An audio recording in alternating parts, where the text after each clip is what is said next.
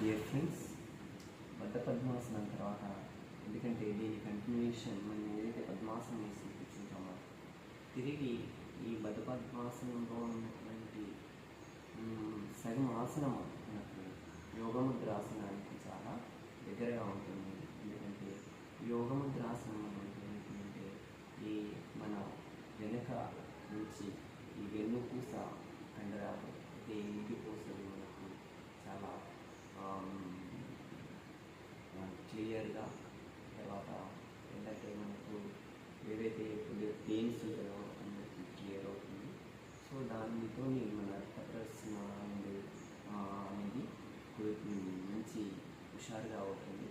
So same ఇలా మనం పద్మాసనంలోనే కూర్చుంది అంటే ఆసనము ఎలా మన ముందు ఎలా కూర్చున్నామో అలా కూర్చుంది. ఆ ఆసనాన్ని తిరిగి పద్మాసనంలోనికి వచ్చి ఇలా పద్మాసనంలోనికి వచ్చి ఈ పద్మాసనంలో కూర్చుండి తర్వాత బద్ధ పద్మాసనం వేసిన తర్వాత ఈ పద్మాసనం నుంచి మనము యోగముద్రాసనం అనేది వేస్తాము. సో బద్ధ పద్మాసనం అంటే మీకు ఇంతకుముందు చూపించినట్టు ఇలా కుడి చేతిని ఎడమ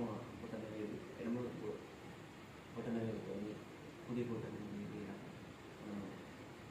పట్టుకొని ఇలా కొద్దిసేపు ఉన్న తర్వాత యోగా శ్వాసతో గట్టిగా యోగా శ్వాసను పీల్చుకుని ఊపిరి వదులుతూ మన నొసటి భాగాన్ని కింద నేలపైన పాలబాగా. సో చూడండి, వేసేటప్పుడు మొరాటగా చేయదు, ఎందుకంటే మన వెన్నెపూస దెబ్బతిన్న అవకాశం ఉంది. ఎవరికైతే ఈ నడుములకు తీవ్రంగా ఉంటుందో అలాంటి వాళ్ళు దూరంగా అభ్యసించారు. సో చూడండి ఏ విధంగా వేస్తాము. సో ఇట్లా గాఢ శ్వాస పీల్చుకుని మెల్లగా వదులుతూ కింద పాల భాగాన్ని నేలపైన